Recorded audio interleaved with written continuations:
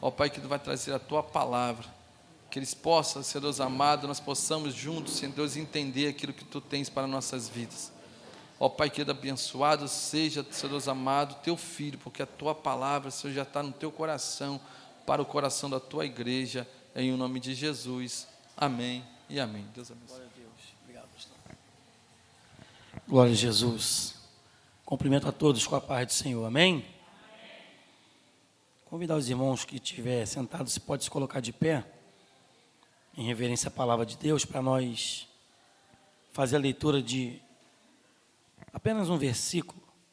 Primeira carta aos Coríntios, capítulo 11, verso 26. Agradecer a Deus por essa oportunidade, ao nosso pastor, né, por ter nos intimado, né, irmão? Ele não convidou, dessa vez ele não convidou. Quem estava aqui quinta-feira viu, né, que ele intimou, né? Vai pregar domingo, então não tem que revogar, né? Quem sou eu para revogar a ordem do servo do Senhor? Então, Deus nos deu uma palavra, irmão, dentro desse texto, na carta do apóstolo Paulo aos Coríntios, que é até mesmo o texto, né, que fala sobre a Santa Ceia do Senhor. E eu sei que Deus tem uma palavra para o meu e para o teu coração nessa noite. 1 Coríntios, capítulo 11, apenas o verso 26, diz assim: porque todas as vezes que comer este pão e beber este cálice, anunciais a morte do Senhor até que venha. Amém? Poder sentar, meus irmãos. Glória a Deus. Mais uma vez estou aqui acompanhado da minha esposa. Meu filho hoje não pôde vir, que ele está no culto lá na igreja dele, na Visão, na Itinga. Mas viemos aqui nessa noite para se alegrar, irmão. É noite de festa. Falamos sobre a morte, sim, mas também a ressurreição e a volta do nosso Senhor e Salvador Jesus Cristo. Então, irmão, nós temos 1000 motivos para enaltecer o nome do Senhor, porque foi falado aqui que é pela graça, mas não é de graça. Costumo dizer que Ele dá o valor, mas nós pagamos o preço. Então eu tenho certeza que você não entrou por essas portas nessa noite somente para cumprir, talvez na sua mente, um compromisso. Eu vou lá, eu vou participar da Santa Ceia do Senhor, para o pastor de repente não me ligar ou me perguntar se está acontecendo alguma coisa. Não, irmão. Nós viemos aqui primeiro para entregar aquilo que já é dele por direito, a honra, a glória e todo o louvor. E nessa oportunidade Ele nos concede esse momento especial de estarmos reunidos para juntos com Ele assentarmos à mesa nessa noite em nome de Jesus. Obrigado, varão, Deus abençoe. Irmão, culto de Santa Ceia. E às vezes nós nos perguntamos, ou somos perguntados, né, indagado por alguém, o que é a Santa Ceia do Senhor? A resposta dentro da Bíblia é uma ordenança. É uma ordem dada pelo nosso Senhor e Salvador Jesus Cristo. E essa ordem, ela inicia dizendo: fazei isto. Fazei o quê? O que nós estamos fazendo nessa noite. Reunidos para juntos estarmos à mesa com Ele. E aqui nessa noite, fazendo isso, nós fazemos o quê? Em memória, trazendo à nossa mente tudo que foi louvado nessa noite. O culto ele foi preparado, o ambiente espiritual está preparado para entendermos que este sacrifício não foi em vão. Mas muitas das vezes, talvez atitudes minhas, que entristece o coração do pai e o coração do filho, às vezes faz que esse sacrifício se torne em vão diante dos olhos dele. Mas nessa noite é uma noite, irmão, de nós refletirmos acerca dessa cerimônia tão especial. É um ato simbólico? Sim. O pão simboliza o corpo, o cálice simboliza com suco o sangue? Sim. Mas o momento que nós temos hoje é um momento ímpar, não voltará amanhã. E é por isso que nós temos que aproveitar o máximo. Para quê? Para entregar a Ele a nossa vida, a nossa adoração. Porque se nós fizermos o máximo, ou o maior sacrifício, não vai chegar aos pés do sacrifício que Ele fez, para que nós venhamos estar aqui, para que essa porta estivesse aberta. Porque foi louvado aqui nessa noite, que o véu, ele foi rasgado. E o acesso agora está beirado. Mas não podemos chegar de qualquer maneira. Existem requisitos em nós para ter esse acesso diante dele. Em oração todos chegamos, como o pastor falou, não se tira ninguém da mesa, porque o texto diz, no verso 28 do capítulo 11, examine o homem ou o ser humano a si mesmo, e assim coma do pão e beba do cálice do Senhor. Então, a Bíblia manda nós examinarmos o que? O momento que estamos vivendo, o que estamos fazendo e como estamos fazendo. Então, diante da Santa Ceia do Senhor, nós temos que entender que é uma ordem que ele diz, fazei isto, mas fazei como? Em memória. Trazendo à memória o que? O seu amor. Nós temos que entender que tudo esse sacrifício foi por amor. Evangelista João, no capítulo 3 ali, o verso 16, que é um verso muito conhecido, e as crianças já sabem até de cor, isso é muito bom. Ele vai dizer que Deus, ele amou o mundo, as pessoas, nós, de tal maneira, eu quero imaginar, pastor, quantas folhas o evangelista João gastou para tentar achar o tamanho de Deus pelas nossas vidas. Talvez ele colocou a primeira frase, Deus amou o mundo, em uma grande forma, ele achou pequeno. Talvez ele botou, Deus amou o mundo tão grande, e ele achou pequeno. Foi mais. Aí ele botou, Deus amou o mundo maior que tudo. Não, é pouco. Ele não teve expressão para escrever no seu evangelho. E ele, impulsionado pelo Espírito Santo, ele botou, Deus amou o mundo, nós, de tal maneira, porque é inexplicável o tamanho desse amor, de entregar o seu único filho para padecer na cruz do Calvário, como foi louvado aqui, a via dolorosa. Nós conhecemos a história, nós sabemos passo a passo de toda a dor, de todo o sentimento que houve nele. Mas ele até o final se cumpriu o que Isaías falou. Como ovelha muda, foi levado ao matadouro. E ele não abriu a sua boca. Por quê? O inferno torcia para que ele parasse, voltasse atrás. Mas ele não estava olhando no presente momento do sofrimento. Ele estava olhando em um futuro bem distante, daquele dia da cruz, da crucificação. E ele enxergou a mim e a você, no meio de uma vida perdida, no meio de uma vida difícil, no lamaçal do pecado, vivendo de forma dissoluta. E ele olhou para mim, olhou para você e para todos, com amor. E ele falou assim, Pai, a ti eu entrego o meu espírito. E ali ele expressou naquela cruz do Calvário, Tetelestai, está consumado. Eu vou pagar a dívida daquele que não merece, mas a minha graça vai repousar sobre ele. Porque a graça é o favor que nós não merecemos, mas alcançamos dele, porque vem dele. É inexplicável tentar falar da graça, porque ninguém aqui pode bater no peito e falar, eu mereço. Eu cheguei aqui por merecimento. Ninguém, nenhum de nós. Por quê? Somos falhos, somos errantes. Quando a Bíblia fala assim, aquele que está de pé, cuide para que não caia, por quê? Porque nós somos taxados a errar, a falhar. E a Bíblia fala que quando pecamos, estamos o quê? Destituídos, fora da glória de Deus. Mas quando confessamos a Ele as nossas culpas, Ele é fiel e justo para nos perdoar. Aí, primeira carta ao João fala, e o sangue de Jesus Cristo, seu Filho, Ele me purifica e te purifica de todo o pecado.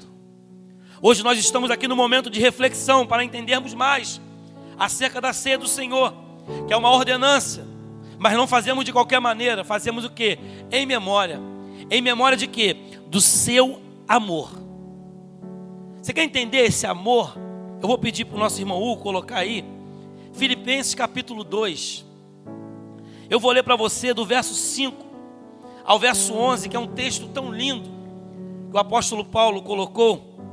Louvado seja Deus. E olha o verso 5, ele se inicia assim: de sorte que haja em vós o mesmo sentimento que houve também em Cristo Jesus, que sendo em forma de Deus, ele não teve por usurpação ser igual a Deus, mas aniquilou-se a si mesmo, tomando a forma de servo, fazendo-se semelhante aos homens. Verso 8. E achado na forma de homem, ainda desceu mais, humilhou-se a si mesmo, sendo obediente até a morte. E não era uma morte qualquer, é a morte de cruz. Pelo que também Deus o exaltou soberanamente e lhe deu um nome que é sobre todo nome, para que ao nome de Jesus se dobre todo o joelho dos que estão nos céus, na terra e debaixo da terra. E o último verso diz: e toda língua confesse que Jesus Cristo é o Senhor, para a glória de Deus Pai. Projeto perfeito, o plano perfeito, como tem um louvor que canta aí, né? Jesus, o plano perfeito, mistério, ninguém explica, da graça, que me e te alcançou. Nós temos que aprender, irmãos, que não é qualquer situação que vai nos afastar do amor de Deus. Nós temos que entender, pastor, que talvez a enfermidade que chegou, ou a notícia ruim, ou a porta que se fechou, isso é apenas eu quero entender como que uma alavanca, um combustível que vai me impulsionar mais o quê? A humilhar-se a mim mesmo, para se aproximar mais do Pai. E nós não podemos deixar de lado o amor dele, porque o mesmo apóstolo João, que escreveu aos Coríntios, que escreveu aos Filipenses, em Romanos ele fala: quem nos separará do amor de Deus? E ele dá tantos requisitos, que ele vai falar: nem a morte, nem a vida, nem os principados, nem as potestades, nem o presente, o que tu está passando agora, e nem o porvir, nem a altura, nem a profundidade, nada disso, nada poderá nos separar do amor de Cristo Jesus. Nós hoje amamos, amanhã deixamos de amar, mas o amor dele continua intacto, por mim e por você, e por todos aqueles, aleluia, que o confessar como seu único e suficiente Salvador. E nós entendemos que esse amor, ele se estende em nós, e ele quer estender através de nós. Por quê? Nós estamos falando sobre a Santa Ceia do Senhor, que é uma ordenância, quando ele diz fazer isto, em memória o quê? Do seu amor. Agora eu acho lindo, irmão, que é um laço de comunhão entre cabeça e membros. É um momento solene, especial, de comunhão. A palavra comunhão significa experimentar o mesmo sentimento na mesa. Agora imagina Jesus na última Santa Ceia. Estava ali em comunhão, mas tinha um que ele traía. Ele sabia quem era. Estava ali Judas na mesa. E o sentimento dele era o mesmo, comunhão. Só que o coração de Judas na mesa não estava vivendo a comunhão, porque ele estava prestes a fazer a pior coisa da sua vida: vender Jesus, trair Jesus. E diante da mesa hoje, é um momento de reflexão, irmão. Até falei com a minha esposa: hoje eu vou mais devagar, que eu estou rouco. Que se eu gritar minha voz falha, ainda bem que o pastor está aqui, ele termina, o pastor está aqui. Então o que acontece? Na mesa da comunhão, qual é o sentimento que você tem com o seu irmão que está do seu lado, ou que está à mesa contigo? Eu não falo só quem está aqui dentro não, irmão, tá? Porque quando a Bíblia fala de comunhão, de ter o mesmo sentimento, a Bíblia fala também que se eu tiver algo com o meu irmão, um problema, e eu não resolvi, nem a minha oferta Deus recebe. Tá? Antes de eu ofertar a Ele, no templo, eu tenho que ir lá e me consertar com o meu irmão. Quando o verso 28 do capítulo 11 de Coríntios, que diz: examine-se o homem a si mesmo, é isso. Por quê? Imagina eu, tive um problema com o pastor, não me entendi, eu vou esperar o dia da Santa Ceia. Lá na igreja, eu me conserto com ele. Certo ou errado? Errado. E se Jesus volta nesse intervalo, como que fica? Comprometido. Por quê? Porque não está vivendo aquilo que a Bíblia ensina. Comunhão. O mesmo sentimento à mesa. Jesus sabia tudo o que ele ia passar lá na frente, mas isso não atrapalhou o amor dele na mesa da comunhão, ceando com os seus discípulos. Ele sabia que tinha um que ele trair, mas ele não olhou diferente para ele. E nem tampouco expressou palavra forte, ele apenas falou: um de vós há de me trair. E entrou-se o questionamento: quem é, quem é? E assim aconteceu para quê? Para se cumprir o que foi tratado acerca dos profetas. Para que o plano perfeito acontecesse. E quando eu experimento essa comunhão na mesa, eu entendo que todo esse sofrimento que ele passou, é para gerar em mim e você uma palavra: esperança. A fé, que é o combustível que está dentro de nós, é acreditar que o finalzinho desse versículo 26 vai se cumprir. Porque, ao 26 do capítulo 11 que eu li: porque todas as vezes que comer o pão e beber o cálice, anunciais a morte do Senhor. Aí vem: até que venha. Existem muitas pessoas, pastor, que já desacreditaram que ele vem. Existem muitas pessoas frustradas, prostradas, que não acreditam mais que ele vem. E eu costumo dizer que ele vem de uma forma ou outra. Ele vai vir no atacado, levar todos no arrebatamento, mas ele também tem vindo a varejo, colhendo um por um. Nós vemos aí o que está acontecendo nos dias atuais. Nós vemos tragédias que há anos atrás, 20, 30 anos atrás, não se via. Você vê tragédias de avião, desaparecido, não sei quantas pessoas. Você vê morte de várias, centenas de milhares de pessoas. E para essas pessoas que morreram, só tem uma palavra: independente se ela estava em Cristo ou não, segue o juízo. Morreu em Cristo, descansa no paraíso. Morreu sem Cristo, sofre no Hades, lugar de tormento. Até que tudo aconteça, vai sofrer. Por quê? Deus não tem o culpado por inocente. Ninguém vai se apresentar, pastor, naquele grande dia e falar assim: Senhor, eu nunca ouvi falar do Senhor. Se eu soubesse, eu até voltava. Tem uma peça de teatro. Deus me lembrou agora, irmão. E foi apresentada aqui nesse tempo, quando era casa de intercessão aqui no Pastor Pado. E o nome da peça era Mãos Vazias. Preparamos um grupo de pessoas, uma peça muito forte. E ali representava o arrebatamento ali, o julgamento. Jesus chamando um por um. E chamava o nome: fulano, ela vinha: Senhor, eu estou aqui para minhas mãos te mostrar, eu trago marca da seara que o Senhor me deixa. Ele falava: vinde bendito de meu Pai, possui o reino que foi prometido por herança. E ali entrava várias pessoas, mas tinha uma pessoa que ela vinha inventar desculpas. Senhor, vieste tão depressa, eu não pude me preparar. Como que não pôde? Todos nós temos o tempo. E às vezes, não, Jesus não vai voltar agora. Nós estamos falando sobre a volta dele. Falamos sobre a morte, a crucificação. Ele ressuscitou. Hoje está o que há sentado no trono.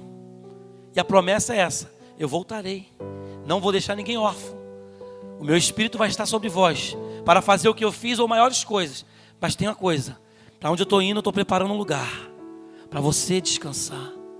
Se até o fim você suportar o processo, aguentar, para vir ter um encontro triunfal comigo. Então, quando falamos que ele vem, muitos, já escuto falar isso desde quando eu nasci, desde a época da minha avó. As pessoas aqui de mais idade vai concordar que se ouve falar da volta de Jesus desde que nós nascemos, irmão. Sim. Mas é o que eu falei e volto a repetir. Ele vai voltar para buscar a sua igreja no arrebatamento. Todos, de uma vez. Mas ele pode me chamar hoje. E se minha senha for cantada agora, e aqui eu cair, não ter médico que trazer de volta, como eu estou diante dele e diante da mesa da comunhão. Porque se eu não estou em comunhão com meu irmão, não adianta, irmão. Já viu aquela frase assim, ó, vai nadar e morrer na praia? Infelizmente, é uma realidade que não podemos fugir nem deixar de falar. Porque se é momento de reflexão, de trazer o que? A memória. Se nós trazemos a memória a morte, a ressurreição, nós temos que trazer à memória aquilo que nós precisamos estar fazendo no cotidiano. E para finalizar, irmão, eu quero falar nessa noite, e eu costumo dizer que toda Santa Ceia, todo culto solene de Santa Ceia, é o único culto que Deus nos convida antes de sentar à mesa, olhar para 4 direções. E eu vou falar sobre as 4 direções que nós temos que olhar antes de sentar à mesa com Ele. E aí eu finalizo a mensagem. A primeira direção que nós temos que olhar, com a autorização do céu, tá, irmão? E eu vou explicar bem explicado, para você não sair daqui confuso.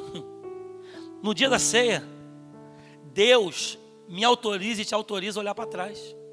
Pastor, mas ele fala para não... mas no dia da ceia me autoriza. Porque quando eu olho para trás no dia da ceia, é para reconhecer que eu não era digno, não sou digno de estar aqui. Mas quando eu olho para trás, eu olho para a cruz. E vejo que o sacrifício não foi em vão. E o olhar para trás representa olhar para a cruz, olhar para a oportunidade que me alcançou e te alcançou para estarmos aqui hoje. E quantos precisam ser alcançados ainda através de nós que estamos aqui? Porque nós estamos aqui para ser fortalecidos pelo pão, que é Ele, pão vivo que desceu do céu. É o alimento espiritual. Mas para que essa força? Só para aguentar até o próximo culto? Não. É para sair por essas portas, disposto a guerrear, disposto a granjear almas. Ah, mas eu não sou pregador, não tem problema. Desde o momento que você se alistou no exército do céu, você recebeu a ordenança dele. Ide por todo mundo, aonde tu passar, colégio, faculdade, trabalho, não importa, dentro de casa, no quintal, na vizinhança, na rua, por onde tu passar, ide pregando o evangelho. Mas pastor, eu não conheço. Sim, mas conta o que ele fez na tua vida, que já é uma pregação. Mostra. Eu falei aqui quinta-feira, até repercutiu no grupo que eu tenho de marinheiro. Os marinheiros achou uma frase interessante, que eu falei assim, foi aqui que eu falei quinta-feira, se eu não me engano, que eu falei que tem vidas que ainda não vão ser alcançadas pela nossa voz, mas vai ser arrastada pelo nosso testemunho. Se não foi aqui, se eu estou confundindo com a outra igreja que eu preguei na quarta, eu quero falar essa frase aqui nessa noite. Tem pessoas que não vão ser alcançadas pela tua voz, pelo louvor que tu canta, pela pregação que tu prega, mas vai ser alcançada não, vai ser arrastada para os caminhos do Senhor através do teu testemunho, do meu testemunho. Porque quando passamos, o nosso testemunho ele grita mais alto do que uma pregação. Quer que eu te provo? De que adianta eu estar pregando aqui e viver uma vida toda errada? Posso enganar os irmãos, porque não andam comigo 24 horas. Posso até enganar minha esposa, minha família.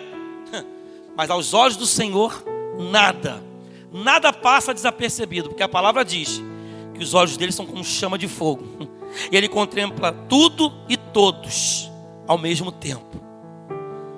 Ele sabe todas as coisas que fizemos de certo e de errado, mas nesse momento ele ainda não está como juiz ao lado do Pai. Ele está como advogado, e o advogado ele intercede pela causa. Hoje ele está sentado, mostra as mãos para o Pai, as mãos furadas, e fala assim, ó, não leva ainda não, eu vou dar um jeito, não foi em vão o meu sacrifício.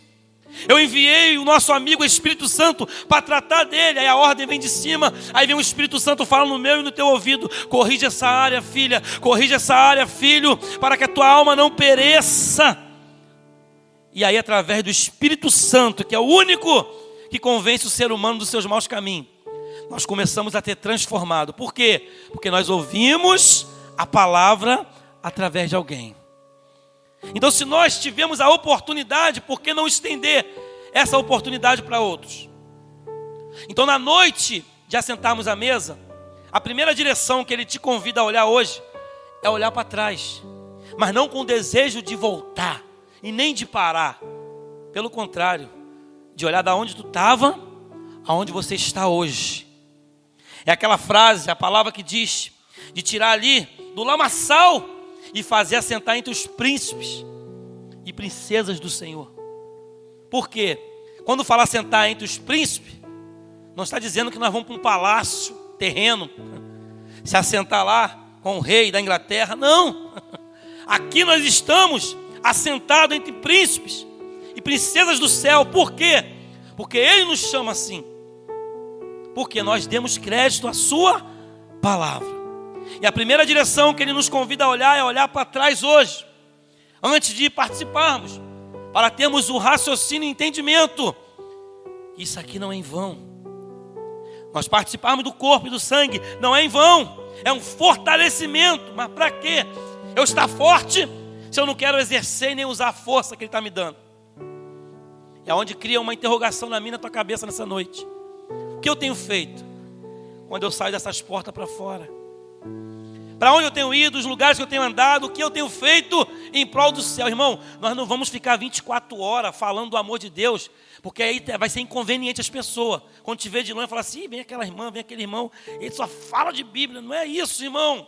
É esperar o momento certo, porque o céu vai abrir a oportunidade. E o céu, quando abrir a oportunidade, você tem que ser o canal ou o instrumento naquele lugar e naquele momento. É só abrir a boca, porque quem faz é o Espírito Santo. Qual é a segunda direção que Ele me convida a olhar? Se eu olhei para trás, quando eu voltar minha vista, eu vou estar olhando para frente. Então a segunda direção que Ele te convida e me convida a olhar nessa noite é olhar para a vinda do Senhor. Olhar para o arrebatamento que vai acontecer a qualquer momento. Porque quando eu olho para a vinda, vai gerar em mim o quê? Mais combustível, e a minha esperança vai estar cada vez mais firme. Porque quando questionarem, onde está o teu Deus? Por que tu está passando por tudo isso? Aí você vai dizer o que vai lá em Romanos 8, se não me falha a memória, verso 28 ali em diante, ou 21 em diante, que vai dizer que aquilo que o olho não viu, o que o ouvido não ouviu, não chegou no coração de nenhum ser humano. É isso que está preparado e reservado para todos aqueles que for fiel até o fim. Aí você vai falar para essa pessoa, ó, eu estou passando por isso, mas isso não se compara com a glória que ainda vai ser revelada do Senhor sobre as nossas vidas, sobre a sua igreja. Quando você tem esse entendimento, não é qualquer coisa que te desanima, não é qualquer coisa que te faz querer parar, porque você tem um combustível chamado fé. E tendo fé, você olha para trás sem vontade de voltar. Mas você olha para trás e entende, Ele me arrancou de lá. Se hoje eu estou aqui, é por causa dEle, é para Ele, tudo é dEle. E quando você olha para frente, Ele está te convidando, olha para a minha vinda, porque a qualquer momento, ou eu volto para buscar todo mundo, eu vou te chamar. Esteja tão somente preparado ou preparada, como a noiva adornada para encontrar com seu Senhor. Os irmãos conhecem a parábola de Mateus 25 das 10 virgens. E eu não vou entrar nessa parábola, mas nós vemos ali que quando o noivo chama, entrou só metade, porque as outras não estavam preparadas. E aí a Bíblia fala assim, ó, e fechou-se a porta. Quando falamos de porta, falamos de entrada principal de qualquer lugar. Você não entra no teu carro pela janela, só se está travado, tu vai querer entrar para destravar. E a Bíblia fala que entra pela janela ladrão. Se alguém vê eu entrando no meu carro pela janela, vai gritar falando que é ladrão. É o meu carro, mas eu estou entrando pelo lugar errado. É meu carro, mas pela janela não se entra. Se entra pela porta. Na sua casa, quando você chega, você entra por onde? Pela porta. E quem fecha a porta? Quem tem a chave. E porta não se fecha pelo lado de fora, porque você está pelo lado de dentro. Em Mateus 25, quando as 5 prudentes, vigilantes entraram, Ele fechou a porta. E houve gritos, Senhor! Depois que a porta fechou, já era. Sabe qual porta que pode fechar hoje? O que o pastor mandou fazer aqui no começo, ó. A porta do fôlego pode fechar agora, para alguém. E depois que fechou, pastor, não tem como pedir perdão. Não tem como procurar o irmão que está com pendência. Não tem como tentar arrumar aquilo que está desarrumado. Então, se Deus está falando nessa noite no meu e no teu coração, essa palavra primeira ela tem que falar no meu coração. Então, essa palavra primeira ela é para mim. Existem áreas que eu preciso, com a ajuda do Espírito Santo, melhorar. Corrigir em mim, para que eu não faça tudo. E aconteça o que ele falou naquela parábola lá, de que adianta o homem ganhar o mundo todo e perder a sua salvação, a sua alma. Que possamos caminhar com prudência, que possamos olhar para trás hoje e entender que é de lá que veio a minha, a tua oportunidade. Que possamos olhar para frente, para quê? Para entender que ele vem, e a qualquer momento. Terceiro lugar, para nós terminar, e falta mais um: olhar para dentro. Olha só que mistério. Antes de eu participar, ele me convida a olhar para trás, para a cruz, a morte. Mas também me convida a olhar para frente, para a vinda. Aí agora ele fala assim: agora você parou. Você entendeu de onde eu te tirei, de onde você está? Sim. Então coloca gratidão no teu coração, mas olha para frente. Você acredita? Acredito. Agora eu vou te convidar a olhar para dentro. Quem olha para dentro? Quem vê o vaso por dentro? Ó, tá vendo esse vaso pequenininho? Se tirar isso aqui, daí vocês vão ver o quê? Um vaso. É horizontal que fala, né? Vertical em pé, né? Na horizontal você vê um vaso.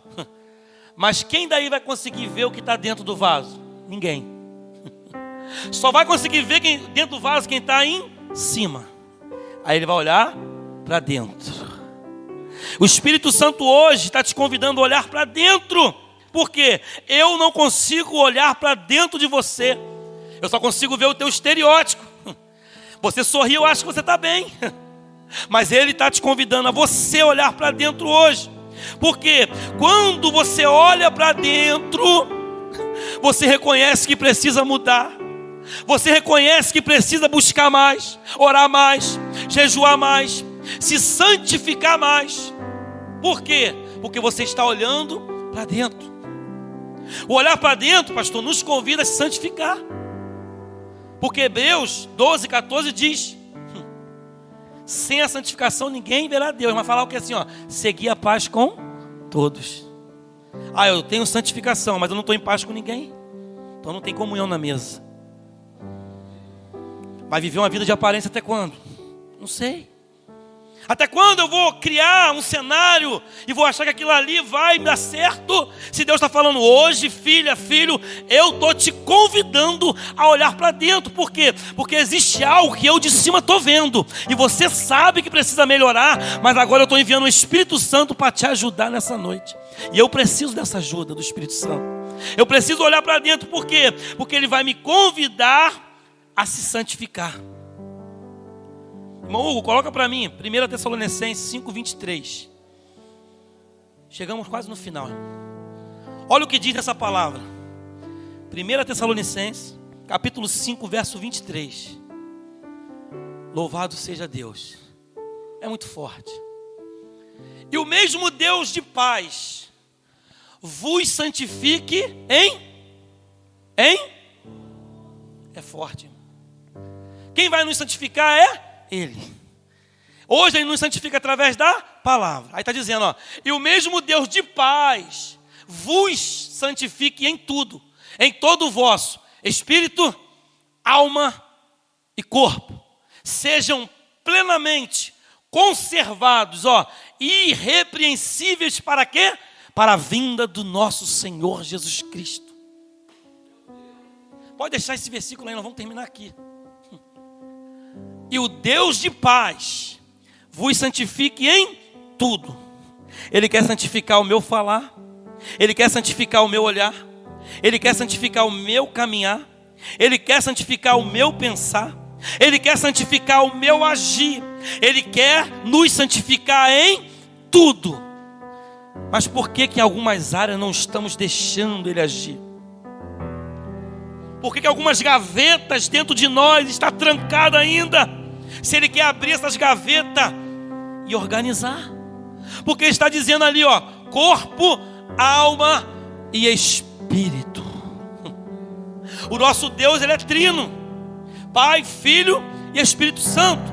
E nós que se nós fomos feitos em imagem e semelhança, Ele nos fez trino, irmão Extra. Corpo, alma e espírito. Qual a diferença de cada um? O corpo, ele expressa. A alma armazena. E o espírito produz. Então vamos entender? O espírito é a fonte. Produz. Que é o espírito, está produzindo. E precisa colocar em algum recipiente. Vai para a alma. Chegou na alma, está cheia. Quem vai transmitir isso? O corpo. Então o corpo, ele vai transmitir aquilo que está dentro da sua alma. Aí o salmista falou no Salmo 40 ou 42, vai dizer assim, ó, por que está batida minha alma? Por que se perturba dentro de mim? Dentro, ninguém está vendo, mas ele viu.